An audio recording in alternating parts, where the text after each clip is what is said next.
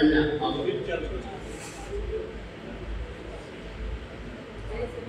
ના પણ ચાલુ છે જય આપણે કહીએ છીએ કે દરેક અવસ્થામાં આપણે કુદરતી રચનાનો વન સુધારણાના પદમાં રહીને અને એમાં કુદરતી કાનૂન પણ ઇન્ક્લુડ કરશે, બરાબર છે? તો સ્વામીજી આપણે જે મહાત્મા છે એ મન, બુદ્ધિ કે ચિત્ત કયા લેવલે મેજોરિટી મહાત્મા ભૂલ કરે છે? અને જો એક પણ લેવલે ભૂલ થઈ જશે તો કર્મ તો ચાટ થઈ જશે આગલા ઉડાવ.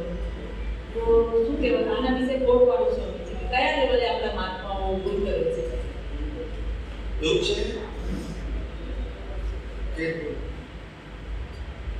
આપણે બધા કેવળ દર્શનના માર્ગ અને દરેક વ્યક્તિ પોતે અલગ માઇલસ્ટોન પર છે. બરાબર? જેમ જેમ માઇલસ્ટોનમાં મેચ્યોરિટી આવશે એટલે આગલા માઇલસ્ટોનમાં જશે. માઇલસ્ટોનમાં મેચ્યોરિટી આવશે આગલા માઇલસ્ટોનમાં જશે. પણ બધા પાઠ ઉપર છે. શું છે? પાઠ ઉપર છે. જેમ જેમ એને આ વિજ્ઞાન અને વિજ્ઞાનના ન ઉપયોગ કરવાથી ફળ શું આવશે એની જેટલી ગંભીરતા સમજાશે એમ અવેરનેસ અને ઉપયોગ વધતો જશે. અને જેમ જેમ એને આ વિજ્ઞાન અને વિજ્ઞાનના પરિણામ માઇલ્ડ સમજાશે તો એનો ઉપયોગ પણ કેવો થશે? માઇલ્ડ થશે. ગંભીરતા સમજાવવી જોઈએ. શું સમજાવવી જોઈએ? ગંભીરતા સમજાવવી જોઈએ કે આના રિઝલ્ટ શું આવશે. ગંભીરતા એમને સમજાવવી જોઈએ. તો પણ સ્વામીજી અમુક તો હશે ને કે અમુક લેવલે જ કરતા હોય. ના, દરેકના લેવલ અલગ અલગ છે પણ આપણે એને મેજર કરવાની જરૂર નથી. મેં તમને સીધું જ કીધું કે આ કુદરતી રચના ન જોવાથી શું ફળ આવશે એ જેટલું ગંભીરતા તમે સમજશો એટલી ગંભીરતાથી તમે જોઈ શકશો અને એને માઇન્ડ લેશો નોલેજ તરીકે એવો ઉપયોગ થશે. હવે સમજી ગયા? એ તમારો ઉપર આવે. મહત્વ તો છે પણ તમે કેટલું સમજો છો? એટલે આપણે ઇન્સર્ટ સ્વામી એવું સમજીએ ને કે જો આપણે કુદરતી રચના જોઈએ, કુદરતી કાનૂનને ઉપર રાખીએ છીએ તો આપણે નિરાકૃતતા વર્તાશે ઓટોમેટિક.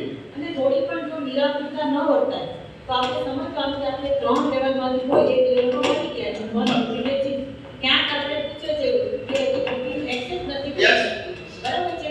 આપણી બુદ્ધિ એને એક્સેપ્ટ નથી કરતી કે ના આ છે કુદરતી રચના. એવું તો આપણે સ્વામીજી સમજવાનું એ એમ જ છે. સમજવાનું. એમ જ છે. જય સચ્ચિદાનંદ. જય સચ્ચિદાનંદ. બીજા કોઈને પૂછવું છે કે? જય સચ્ચિદાનંદ. કોને પૂછવું છે? હા બોલો. પોતાના સ્વભાવનો અનુભવ કરવા માટે સમ્યક ગુણ સહાયક છે અને મિથ્યા ગુણ બાધક છે. શું આપણે ગુણમાં ફેરફાર કરી શકીએ અને સમ્યક ગુણ અને મિથ્યા ગુણ શું કહેવાય? એમને બહુ સરસ પ્રશ્ન પૂછ્યો કે સમ્યક ગુણ મિથ્યા ગુણ કોને કહેવાય અને સમ્યક ગુણ અને મિથ્યા ગુણ એ બાધક છે અથવા તો એમાં ફેરફાર કરી શકાય? આ 3 પ્રશ્નો એમને પૂછ્યા. બરાબર છે? બરાબર. પહેલું સમ્યક ગુણ અને મિથ્યા ગુણ એટલે શું? મિથ્યા ગુણ એટલે પ્રકૃતિના ગુણને પોતાના ગુણ માનવા એ મિથ્યા. શું કીધું? પ્રકૃતિના ગુણને પોતાના ગુણ માનવા એ મિથ્યા ગુણ. અને પ્રકૃતિના ગુણને પ્રકૃતિના માનવા અને પોતાના ગુણને પોતાના માનવા એ સમ્યક. સમજાય છે? આત્માના ગુણ પણ જુદા અને પ્રકૃતિના ગુણ પણ જુદા છે. પણ પ્રકૃતિના ગુણને મારા ગુણ માનવું એ મિથ્યા છે. આત્માના ગુણ મારા માનવા એ સમ્યક છે. બરાબર છે? બીજો પ્રશ્ન કે મિથ્યા ગુણ અને સમ્યક ગુણ છે એ ફેરફાર કરી શકાય? હા. તો પહેલી વસ્તુ એ આપણા આધ્યાત્મિક વિજ્ઞાનમાં ફેરફાર કરવાનો શબ્દ કોઈ જગ્યાએ આવતો નથી. આપણે એવું કહીએ છીએ કે પ્રકૃતિ જેવું વર્તે છે, પ્રકૃતિના જેવા સ્વભાવ, ગુણો અને અવસ્થા છે એને માત્ર કુદરતી કુદરતની રચના જોવાનું છે, બદલવાનું, ફેરવવાનું, સુધારવાનું, ઊંડા ઉતરવાનું નથી. બરાબર. અને આત્માના ગુણો છે એને લક્ષમાં રાખવાના છે, જેથી કરીને પ્રકૃતિના વિનાશી ગુણોમાં બેસી નથી. સમજી ગયા? એમાં બદલવાનો, સુધારવાનો પ્રશ્ન આધ્યાત્મ વિજ્ઞાનમાં આવતો નથી. એટલે સમ્યક ગુણ એટલે આત્માના ગુણો છે, આત્માના જે ગુણો છે એ લક્ષમાં હોય. એ લક્ષમાં હોય બધા સમ્યક ગુણો. તો તમને પ્રકૃતિના ગુણો એ મારા ગુણો છે એવું ના થાય. પ્રકૃતિના ગુણો છે, હા, પ્રકૃતિના પણ ગુણો મારા એમ ના લાગે. જો સમ્યક ગુણ લક્ષમાં હોય તો હા હા હવે સમજી ગયા? ભાઈ ક્રોધ કરે છે, માન કરે, માયા કરે, લોભ કરે, કપટ કરે, જૂઠ બોલે, હિંસા કરે, ખ્યાલ આવ્યો? બરાબર. આવું બધું કરે છે, વિષયો ભોગવે, હા, આવું બધું કરે છે. પણ એ ગુણ મારા ગુણ છે, મને થાય છે, એ ભ્રાંતિ છે. શું છે? મારા છે ને મને થાય છે એ મિથ્યા. પ્રકૃતિને આ ગુણ છે ને પ્રકૃતિને થાય છે કરે છે, પણ હું પ્રકૃતિની સર્વથા મુક્ત એવો શુદ્ધાત્મા છું, અને મારા ગુણને પ્રકૃતિના ગુણને કોઈ લેવા દેવા નથી.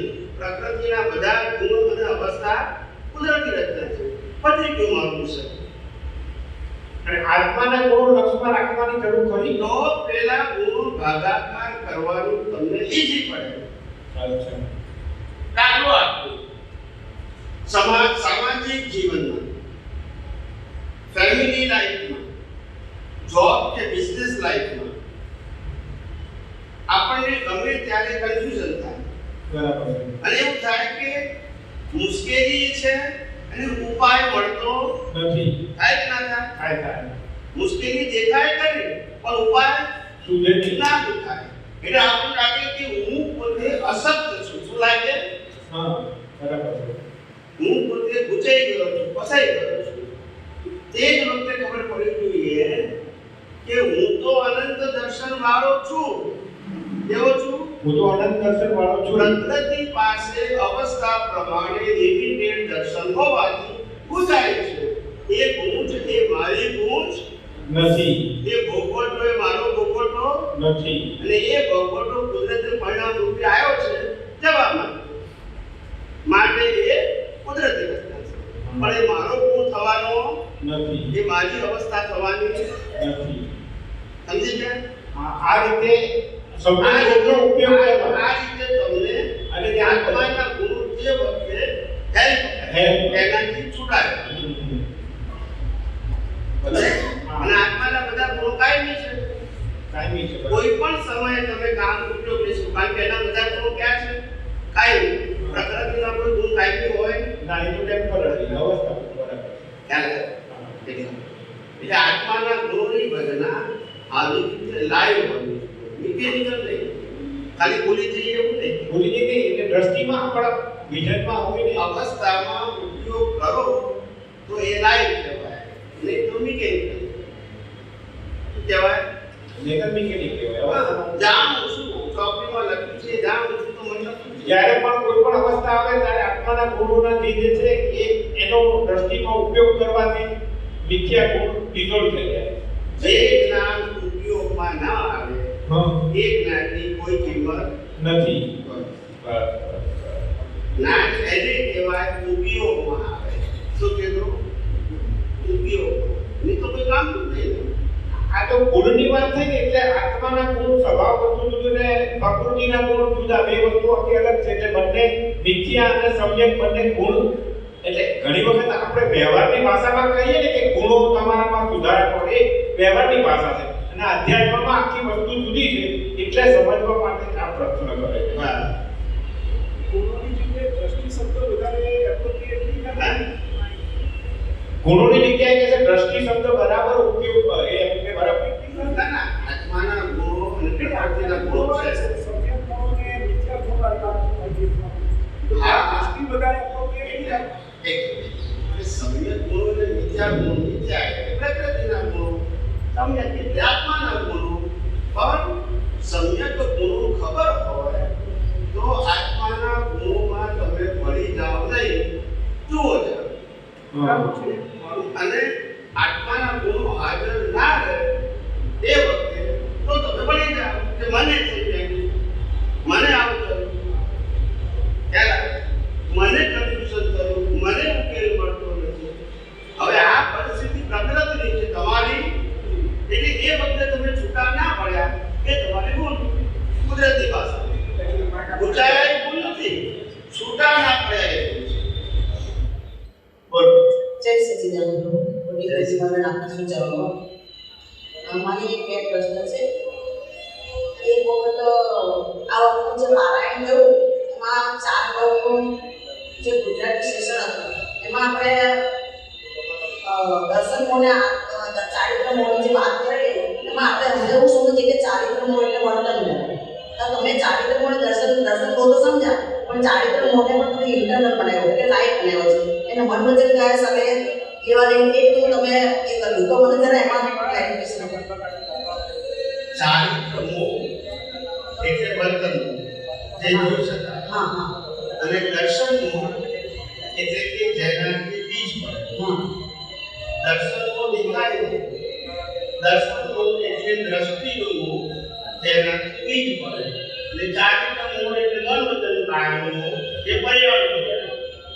હવે જાણે એ જાણીએ છે, પણ તમે એમાં દર્શન મોને ઇન્ટરનલ બનાવ્યા લાઈવ ચારિત્ર મોને પણ તમે ઇન્ટરનલ બનાવ્યો છે એટલે લાઈવ બનાવ્યો છે કે મન વચન કાયા સાથે લેવા નથી એવું ના. એટલે કે જાણ પેલા ડોક્ટર સાહેબ જોડે જે ડિસ્કશન થયું હતું સાહેબ હંમેશા ચારિત્ર મોહ છે એ વર્તન મોહ એટલે પરિણામ. એ પરિણામનો મોહ જે કહીએ છીએ ડોક્ટર સાંભળજો, પરિણામનો મોહ પ્રકૃતિ દ્વારા નીકળી રહ્યો છે, પ્રકૃતિને નથી. શું કીધું? પ્રકૃતિ દ્વારા નીકળી રહ્યો છે, પ્રકૃતિને નથી. પ્રકૃતિ તો કુદરત આપેલી છે, એને ક્યાંથી મોહ હોય? એના દ્વારા નીકળી રહ્યો છે. શું છે? પ્રકૃતિ દ્વારા નીકળી રહ્યો છે. આ મોબાઈલ સત્સંગ ક્યાંથી કરે? હમણાં છે ને કેમ? એના દ્વારા એના દ્વારા. પણ મોબાઈલ સત્સંગ કરે છે? તો શરીરને મોહ નથી, શરીર દ્વારા નીકળી રહ્યો છે. મોબાઈલ દ્વારા સત્સંગ નીકળી રહ્યો છે. મોબાઈલ પોતે કરતો નથી, એટલે મોબાઈલનો સ્વભાવ સત્સંગ કરવાનો નથી, પણ મોબાઈલ એ માધ્યમ તરીકે સત્સંગને વ્યક્ત કરે છે. શું કરે છે? સત્સંગ વ્યક્ત. પણ એનો સ્વભાવ, આનો સ્વભાવ હોય, આનો સ્વભાવ સારું ખરાબ કરવાનો હોય તો મળતું કરે. મળતું કરે છે? કેમ નથી કરતું? શરીર તો છે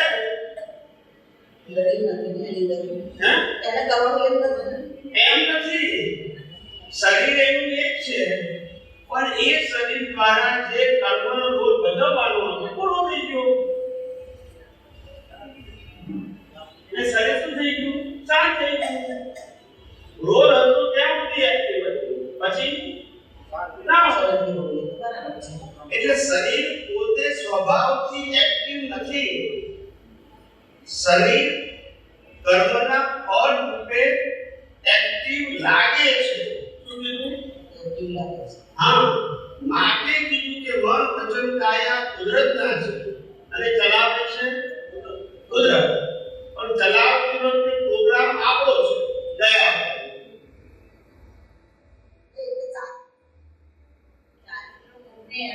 નીકળી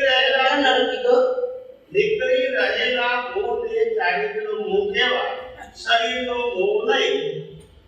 શરીરનો મોહ ના, એટલે ઇન્ટરનલ કહેવાય. હા, એ મોહ નીકળી રહે. શું છે? નીકળી રહે. બીજ રૂપે ગયા અવતારમાં બાંધ્યો હતો, આ અવતારમાં ફળ રૂપે શરીર દ્વારા નીકળી રહ્યો છે. શરીરને નથી. હવે સમજી ગયા? સમજી તો પણ થોડું મને બહુ અમે દર્શનમાં તમે એમ કીધું સ્વામી કે ભાઈ કે તમે મિથ્યા જ્ઞાન અને મિથ્યા પેલાનો ઉપયોગ કરે સમજવું અને અનુભવવું એવું કંઈક બે સબ્જેક્ટ આવે છે. દર્શનમાં મિથ્યા જ્ઞાન મિથ્યા દર્શન હોય, કારણ કે એનાથી તમે નવા બીજ ના અને દર્શન મોહ બહાર દેખાતો નથી. ચારિત્ર મોહ બહાર દેખાય છે કારણ કે ગયા અવતારનું દર્શન મોહ આ અવતારમાં ચારિત્રથી વ્યક્ત થાય છે. વ્યક્ત થાય એટલે દેખાય, પણ દેખાય છે માટે શરીરને નથી, શરીર દ્વારા જો શરીર પોતે કરતું હોત તો એ જ શરીરને પાછું ભોગવવું પડે. શરીર કરતું નથી. શરીર દર અવતારમાં કુદરત આપે છે. કોણ આપે છે? અને ભોગવટો એ કર્મ આપણા અને સંજોગો કોણ આપે છે? દાખલા તરીકે હું અહીંથી દેવલોકમાં ગયો તો દેવલોકમાં જે મારા કર્મનો હિસાબ ઉઠે છે એટલે ત્યાં બાંધ્યો હતો, એ શરીરે બાંધ્યો હતો, તો તે છે ત્યાં ને તેમ કહેવાય કે આ દેવલોકનું પુણ્ય છે એનું કહેવાય ના. પુણ્ય ક્યાં બાંધ્યું હતું? ભોગવે છે ક્યાં? તો એ બોડીએ બાંધ્યું. હવે સમજી ગયા? એમ અત્યારે આ જે મનુષ્ય કાળમાં ઉઠે છે એ આ શરીરે બાંધ્યું નથી. આ શરીર દ્વારા શું થાય છે? સમજાય છે કે નહીં? ચારે ગતિના શરીરો કર્મ ફળ ભોગવવાના સાધન છે, કર્મ બાંધવાના સાધન નથી. કેના? કર્મ તો અહંકારથી જ બંધાય છે, અજ્ઞાનથી જ બંધાય છે, જે બહાર દેખાતો નથી. હવે સમજી આ એટલે એક ચારિત્રનું ઇન્ટરનલ છે. હા, ચારિત્રનું ઇન્ટરનલ નથી, દર્શનનું ઇન્ટરનલ છે. ચારિત્રનું તો બહાર દેખાય. પણ તેમાં સ્વામીજી તમે એ વાત કરી કે મને થોડું એ થયું કે કેમ આ પૂછ્યા તે પેલા ડોક્ટર સાહેબની જોડે ડિસ્કશન થયું હતું ભવિષ્યના અંદર 4/24 ગુજરાતી સત્સંગ હતો. એ તમે લઈને આવો વાક્ય તો ખબર. દર્શનનો અંદર હોય જે બહાર દેખાય. નહીં એ તો બરાબર છે. એટલે ચારિત્રનું બહાર દેખાય. એટલે મને ક્વેશ્ચન થયો કે બહાર કેમ આ ઇન્ટરનલ લાઈફ કે છે. એ તમે વાક્ય લઈને આવો તો મને ખબર પડે ત્યારે ખબર. કેમ કીધું છે મારી પાસે રેફરન્સ તો છે ને. તમે રેફરન્સ આપો તો હું તરત કે એમને કયા એંગલથી પ્રશ્ન પૂછ્યો છે, મેં કયા એંગલથી જવાબ આપ્યો છે, એ મારી પાસે આધાર જોઈએ. નહીં વાંધો નહીં. 14 તારીખનો છે આ પરીક્ષાનો છે. તમે ખાલી 2-5 મિનિટની ક્લિપ લેતા આવો તો સત્સંગમાં 2-4 મિનિટની પર એ પ્રશ્નને જવાબની ક્લિપ લેતા આવો એટલે હું તમને બરાબર. બીજો એક પ્રશ્ન એ છે સ્વામીજી કે જ્ઞાન આપણે શું કહેવાય તમારી દ્રષ્ટિમાં એટલે જ્ઞાન દર્શનમાં જ્યારે સમય અને સ્પેસ એક થાય ત્યારે કેવળ જ્ઞાનનું એ થાય. એટલે જે તીર્થંકરો હોય એમની તે દ્રષ્ટિ જ હોય એટલે એમને પૂરણનું કલર એટલે એક જ વર્તમાનમાં જ બધું દેખાય એટલે પૂરણ કરવું અને કલર. હવે આપણા જીવનનો તો હજુ પેલી દ્રષ્ટિ છે રાઈટ. તો આપણે એને કેવી રીતે આપણે વર્તમાનમાં લેવું હોય બરાબર. તો આપણે એ રીતે કરી શકીએ કે મારું વર્તમાનમાં કોઝની ઇફેક્ટ જે આવેલી છે જે ઇફેક્ટ છે બરાબર એ ઇફેક્ટને હું પણ આ રીતે જો કુદરતી રચના તરીકે જો તો હું વર્તમાનમાં રહી એવું કહેવાય. એટલે કે વર્તમાન અવસ્થાની કુદરતી રચના જો એટલે વર્તમાનમાં રહે. શું કીધું? ભૂત ભવિષ્યનો વિચાર કરવો નહીં અથવા તો એમાં ઊંડા ઉતરવું નહીં. જે અવસ્થા વર્તમાનમાં દેખાય એને જ કુદરતી રચના કહેવાય. જોવાનું. બરાબર છે. આપણે ભૂતકાળમાં જવું નહીં, ભવિષ્યમાં પુરુષાર્થ કરીને જવું નહીં, પણ ભૂત ભવિષ્યની અવસ્થા વર્તમાનમાં દેખાય તો કુદરતી રચના જોવી. આપણે ભયને કારણે ભૂતકાળમાં જવું અથવા તો મોહને કારણે ભવિષ્યમાં જવું જરૂરી નથી. નથી. નહીં કેવું કે છે કે જ્ઞાનીઓને કારણે જ વર્તમાન વર્તે શું વર્તમાનમાં જ હોય. હા એટલે જ્ઞાનીઓ તો વર્તે જ વર્તમાન મારા જીવનની વર્તમાનમાં રહેવું છે રાઈટ. હા પણ મેં કીધું ને ભૂત ભવિષ્યની જે ચિંતા છે એ માણસને સતાવે છે. કેમ? કારણ કે માણસને અહંકારે કરીને બુદ્ધિએ કરીને એવું જ્ઞાન છે એ ભવિષ્યની અંદર જે થવાનું છે એ હું આજે નહીં વિચારું તો કેવી રીતે કાર્ય થશે એવું એ માને છે. બરાબર છે. એટલે વર્તમાનમાં રહી શકતો નથી. એટલે ભૂતકાળના સંજોગોની ચિંતા જે નથી આવ્યા એને વિચારે કરીને આજે ભોગવે છે જે અજ્ઞાનીની નિશાની છે. તો મિત્રો જ્ઞાની કે છે કે ભવિષ્યના મને વિચાર આવે એ કુદરતી રચના અને ભવિષ્યમાં જે કાર્ય થાય એ પણ આજના મારા વિચાર વાણી વર્તનથી ભવિષ્ય બદલાવાનું કે ફેરફાર થવાનું નથી. પરિણામ જે આવવાનું છે એ જ આવશે. બરાબર છે. પણ બુદ્ધિથી એવું લાગે કે આગળ અગ્ર સુધી વિચારો તો ત્યાં ફેરફાર થઈ શકે એવું માને છે. બરાબર છે. એટલે વર્તમાનમાં રહી શકતો નથી. એટલે જ્ઞાની માને છે કે ભાઈ બધું જ ફિક્સ જ છે. તો પછી ભૂતકાળનો વિચાર અને ભવિષ્યનો વિચાર ભલે વર્તમાનમાં આવે મારે તો કુદરતી રચના જ જોવાનું છે. એ વર્તમાન છે. એના આધારે ભૂત ભવિષ્ય નથી. હું એના આધારે માનું છું. નહીં આજે મારો પ્રયત્ન દશા મારી પ્રયત્ન દશા સંજોગોને બદલવાની એ ક્રાંતિ છે. સાચી તો બીજું બરાબર છે. કુદરત તમને એવા પ્રયત્નો કરાવડાવશે જે તમારું રિઝલ્ટ છે. અને તમને એવું લાગે છે કે મારા બુદ્ધિથી હું મારા પરિણામને બદલી શકું. બસ આ ભ્રાંતિ છે. આ શું છે? પરિણામ બદલવા માટે તમારી પાસે કોઈ પણ સ્વતંત્રતા કુદરત તમને ગયા અવતારના એક્ઝામનું રિઝલ્ટ આપે છે. હવે રિઝલ્ટને આજે તમે બુદ્ધિએ કરીને પ્રયત્ન કરીને બદલવા પ્રયત્ન કરશો તો બદલાશે નથી. તો પછી એ માનવું એ જ ભ્રાંતિ છે. શું છે? માનવું એ સમજાય છે? માનવું એ ભ્રાંતિ. એ ભ્રાંતિ ત્યારે તૂટે જેમ જેમ કુદરતી રચના તમને રિયલાઇઝ થશે. અત્યારે તમે બોલો છો અને માનો છો એ તો સ્થૂળ ભાષા છે. શું ભાષા છે? સૂક્ષ્મ માનવું દેખાશે, માનવાનું નહીં કે આ કુદરતી રચના પ્રમાણે થઈ રહી છે. એટલે કુદરતી રચના જોવી પડે, કુદરતી રચના જ દેખાશે. અને એ વખતે સામેવાળો કરતા છે, સામેવાળો માલિક કે હું માલિક છું, સામેવાળો ભોગતા કે હું ભોગતા છું, સામેવાળો શરીરવાળો કે હું શરીરવાળો છું. આવું રહેશે બધું જ જે દેખાશે બધું જ કુદરતી રચના દેખાશે. એટલે કુદરતી રચનાનું આ પેકેજ એને દર્શન કહેવાય. એને દર્શન. તો દર્શનની ખાલી વ્યાખ્યા કોઈની જોડે વાતચીત કરતા હોય ત્યારે આપવી હોય કે સમજાવવા કે આ સ્ટેજ પર જવા માટેના પ્રોસેસ છે. તો એ દર્શનની વ્યાખ્યાને કેવી સમજાવવી? આ બધી જ અવસ્થા વર્તમાનમાં 100% કુદરતી રચના દેખાય.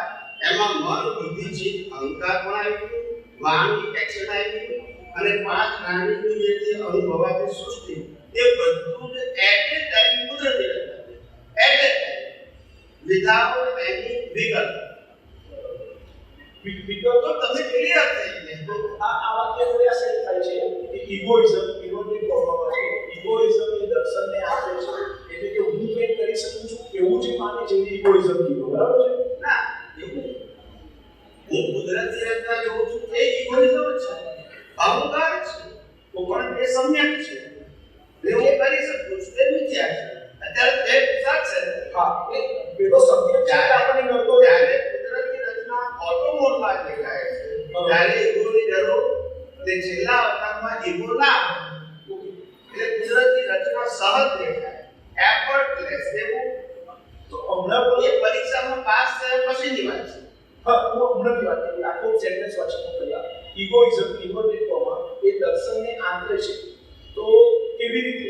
મારો એક પ્રશ્ન છે અને અને દર્શનનું આવરણ કેવી રીતે દૂર કરી શકાય કે આપણે ચર્ચા કરીએ એ પ્રમાણે એવું સમજાયું કે અહીંયા જે ઇમોશન વાળી વાત આવી એ તમે સમજાયું કે જો સમ્યક હશે તો આપણા બોલના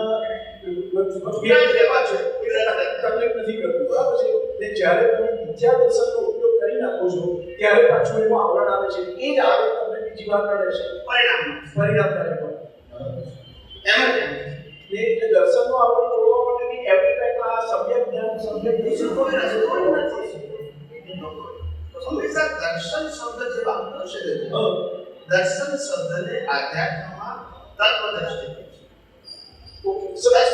એકદમ સ્થૂળ ભાષામાં સમજ કહી શકાય જાણી ભાષામાં પણ મૂળ તત્વદ્રષ્ટિ તત્વદ્રષ્ટિનો મતલબ યથાર્થ જેમ છે કોઈનો વ્યૂ પોઈન્ટ નહીં જેમ છે તેમ ભાઈ આ કુદરતી રચના છે એનો મારે કુદરતી રચના જોવાનું છે એમાં કોઈનો વ્યૂ પોઈન્ટ નથી અવસ્થા ગમે તે હોય પણ રચના કઈ છે આજે તમે આકાશમાં જુઓ એકદમ ક્લિયર હોય વાદળા હોય ગાઢ વાદળા હોય વરસાદ પડતો હોય ખ્યાલ આવે એવી કલરિંગ હોય મેઘ ધનુષ્ય હોય આ બધું દેખાય આકાશમાં પણ તમારા માટે આકાશ શું છે પછી અવસ્થા ગમે તે પણ આકાશ જ છે અને સેમ મન વચન કાયની અવસ્થા ગમે તો કુદરતી રચના જ છે કુદરતી રચના છે આપણી નથી જેમ આકાશની બધી અવસ્થાઓ કુદરતી રચના છે એ મન વચન કાયની બધી અવસ્થા કુદરતી રચના છે ગમે તે પ્રકાશ સાથે લેવા દેવા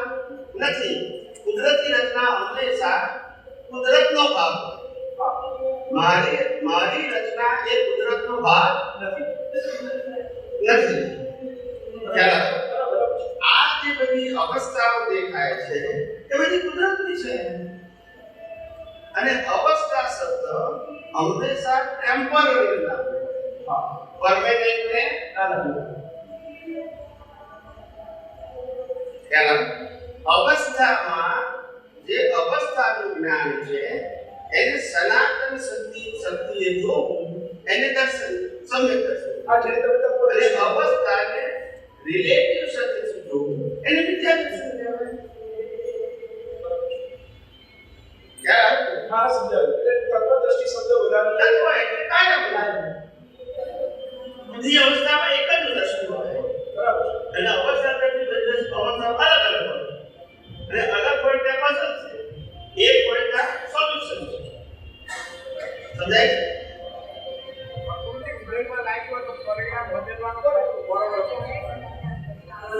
પ્રકૃતિ ઉદયમાં લાવી હોય અને પરિણામને બદલવા પ્રયત્ન કરે પ્રકૃતિ એ પણ કુદરતી રચના જ ને કુદરતી રચના છે પ્રકૃતિ ઉદયમાં લાવી હોય તો જે પરિણામ આવે એને પોતાની બુદ્ધિથી બદલવાનો પ્રયત્ન કરતી હોય એ ના શકાય કે આ બધું બરાબર છે એની બુદ્ધિથી પ્રયત્ન કરતી હોય પરિણામને બદલવા આવો અનુભવ થતો હોય એટલે આખો દુનિયા કહું છું જે પ્રકૃતિ જો પહેલી વસ્તુ છે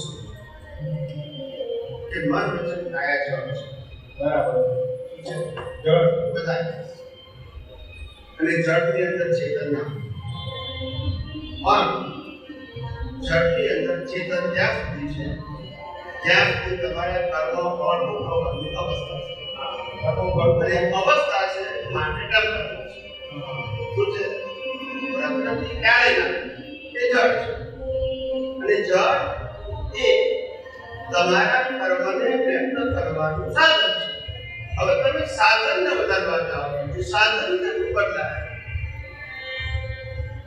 બોલો સાધન ના તો પછી આપણે આ ટીવી આવે છે ટીવીમાં અનેક પ્રકારના પ્રોગ્રામ આવે છે કેટલાક ગમતા હોય ને કેટલાક ના ગમતા હોય અને કેટલાક એને જોવા સાથે લેવા દેવા એના હોય એવા બરાબર પણ એમાં ટીવી નો શું વાંક કોઈ વાત ના કે પ્રોગ્રામ ખરાબ આવે તો ટીવી ને સુધારો નામ દે આ સમજાય ટીવી નો પ્રોગ્રામ ને વ્યક્ત કરવાનું સાધન છે એમ મન વચન કાયા એ કર્મના ભોગવટ અને કર્મના પરિણામને વ્યક્ત કરવાનું સાધન છે સાધન કેટલું બદલાય આખી દુનિયા પ્રકૃતિને બદલવા સાધન ના બદલાય બદલાય પ્રકૃતિને બદલવાની વાત નથી, પણ પરિણામ જે અવસ્થામાં આવતા હોય એને બદલવા માટે પ્રકૃતિ પ્રયત્ન કરતી હોય. આપણે શું કહીએ છે કે સામે વાળો ગુસ્સો કરે છે તો ગુસ્સો ના અને એના ઉપર પ્રેશર ડાલે કે ભય આવે. ગુસ્સો કરે છે એ પ્રકૃતિ દેખાય છે એ તો આ શરીર દ્વારા ગુસ્સાનું બીજ નાખ્યું હતું અને એનો હિસાબ મારી સાથે હતો એટલે પ્રકૃતિ આ પ્રકૃતિ સામે ગુસ્સો કરે છે. પણ પ્રકૃતિ તો હંમેશા ન્યુટ્રલ જ હોય. ટીવી કેવું હોય આ એક ન્યુટ્રલ પરિણામ ગુસ્સાનો સામેવાળો હોય એટલે પ્રકૃતિ પાછી પ્રોગ્રામ બદલવાનો કે ટીવી બદલવાનો તમે તો પ્રકૃતિનો બદલો પ્રકૃતિ પ્રોગ્રામ પ્રકૃતિ દ્વારા પ્રોગ્રામ વ્યક્ત થાય શું કીધું આ પ્રકૃતિ દ્વારા પ્રોગ્રામ વ્યક્ત થાય છે. પ્રકૃતિ તો ન્યુટ્રલ છે પ્રોગ્રામ તમારો ગુરુવાળો પ્રકૃતિ ગુરુવાળી